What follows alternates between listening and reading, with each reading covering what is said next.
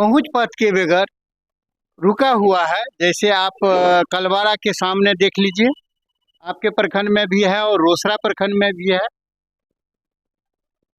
मुन्ना जी विधायक निश्चित हम लोगों का है, लेकिन मुन्ना जी जितना लेना चाहिए काम को कंसस रूप से ले नहीं पा रहे हैं। मुन्ना जी विधायक हैं, एक सतमलपुर में ITI कॉलेज खोल करके वहां बैठ गए हैं, लेकिन जनता के मुद्दों पर जितना लड़ाई उनको लड़ना चाहिए सरकार से, सरकार में है, उनकी सरकार है, वो जो चाहते वो करवा सकते हैं, लेकिन जनता के पक्ष में वो नहीं कुछ करवा रहे हैं। जिसका उदाहरण है कि सालों से बागमती नदी का पानी बूढ़ी गंडक नदी में जो गिराने का चर्चा चल रहा है, और वो सरकार के द्वारा हो रहा है कार्यक्रम, जिसको अभी कल्याणपुर के जनता ने रोका है। नदी के बांध काटने और वहां पुल बनाने के सवाल पर घोंघरा में वहां के जनता जो वहां से पीड़ित है, उस पानी से पीड़ित होगा, उसने रोका है। उसके लिए कॉमरेड रामचंद्र महतो के नेतृत्व में मुन्ना जी से कई राउंड वार्ता किया हम लोगों ने, लेकिन मुन्ना जी उस पर कोई पहल नहीं कर रहा है। जनता के प्रति वो निष्क्रियता की ओर जा रहा है, इसीलिए जनता में भी मुन्ना जी के भी प्रति विरोध है। विरोध होगा? हाँ, विरोध। इस चुनाव में विरोध होगा? विरोध चुनाव में विरोध नहीं होगा। चुनाव में तो हम महागठबंधन में है तो वोट देंगे, लेकिन जनता का जो ज्वलंत समस्या है उसका निदान हेतु उनको पहल करना चाहिए, उसमें वो पीछे हट रहा है, तो विरोध होगा। स्वाभाविक बात है, स्थानीय विधायक काम नहीं करे तो विरोध होना जरूरी है। और आगे चलते हैं, ये कुछ बताएंगे, क्या नाम है आपका?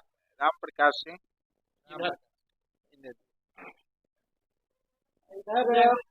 ये जय कृष्ण जी, आइए थोड़ा हमारे लाइव पर बोलिए, पूछिए।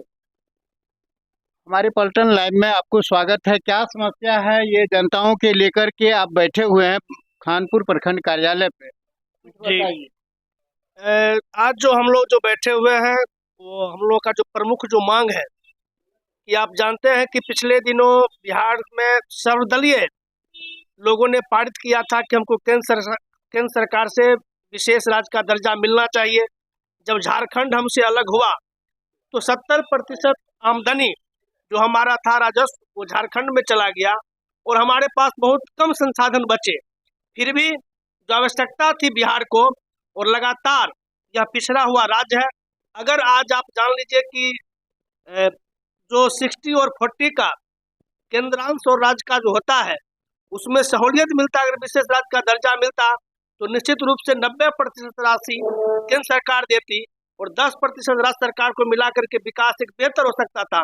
अभी मान लीजिए कि प्रधानमंत्री जो आवास योजना जो मिलता है 2 वर्षों से आपको बिहार को उसका कोई पैसा आवंटन नहीं हो रहा है। मनरेगा में आप देखिए कि आवंटन नहीं आ रहा है, जिसके कारण कई योजनाएं प्रभावित हो रही है। और आप जब जाएंगे तो गांव में किसान मजदूर को लोग कहता है कि मुखिया जी हमको घर नहीं दे रहे हैं, लेकिन वास्तविकता क्या है कि केंद्र सरकार इंदिरा आवास की जो योजना थी, प्रधानमंत्री आवास की योजना, उसमें 2 वर्षों से कोई राशि आवंटन नहीं किया है। दूसरी बात कि निश्चित रूप से आज हमारे साथियों ने भी रखा है, जो हमारा जो दूसरा मांग है कि बिहार सरकार ने जो रैन बसेरा 2 जो अभियान चलाया है, जो भूमिहीन लोगों को जो आवास मिलना है, निश्चित रूप से वो कागजी बनता जा रहा है। हम लोग आज धरना के माध्यम से प्रशासन को जगाने के लिए आए हैं कि आपका कर्मचारी जाए, वास्तव में जाए। जिन हमारे मजदूरों को बहुत पहले उनके दादा के नाम से 4 डिसमिल 6 डिसमिल या 10 डिसमिल जमीन मिला था, आज उसके परिवार में 10 लोग 15 लोग हो गए हैं और उनको आवास नहीं है। फिर भी वो किसी तरह जीवन यापन कर रहे हैं, कहीं बांध किनारे हैं, कहीं पोखरी के भिंडा पर हैं। तो उन तमाम लोगों को हमारा सर्वे करके सरकार ने कहा है कि एक भी बहास भी नहीं रहेगा, तो सर्वे करें, और सर्वे करने के बाद तो हम लोग भी उसमें सहयोग कर रहे हैं। हम लोग भी सूची लाए हैं, हम लोग भी सूची समर्पित करेंगे अंचल को, और वो सर्वे करके जो वास्तविक लोग हैं उनको जमीन दे और जमीन के बाद फिर उनको आवास दे।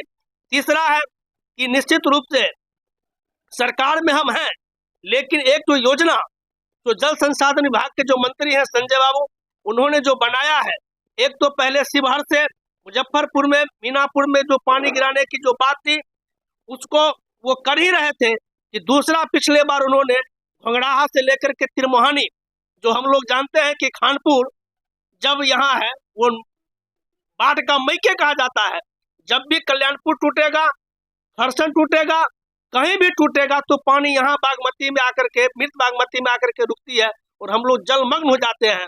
और जब तक बूढ़ी गंडक में पानी और बागमती में पानी और कोसी में पानी, मतलब कि उत्तर बिहार के तमाम नदियों में पानी एक साथ आती है, और उस परिस्थिति में जब आप जाएंगे पश्चिम की ओर तो हम लोगों से ऊंचा जमीन पड़ता है, और ये टेक्निकल चीज है।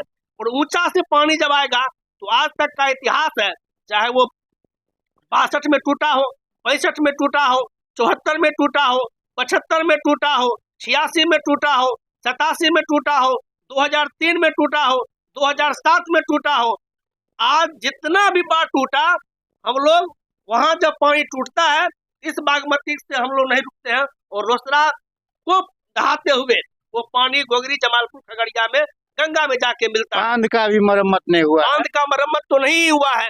तो ये जो तटबंध है जो सुरक्षित है, 2007 के बाद जो हम लोग सुरक्षित थे, और निश्चित रूप से जब उस पानी को जब आप यहाँ डालेंगे तो पिछले दिनों जो टेक्निकल कमेटी है, उस टेक्निकल कमेटी का रिपोर्ट कहता है कि 1 लोटा भी पानी अगर बूढ़ी गंडक में डाला जाएगा तो प्रलय हो जाएगा।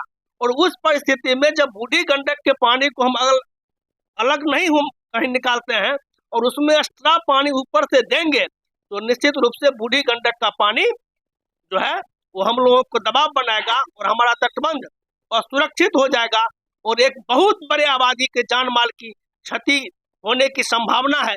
इसलिए आज के इस मांग में वह भी प्रमुख हमारा मांग है, और इसी तमाम मांगों को लेकर के हम लोग आज यहाँ धरना पर बैठे हुए हैं।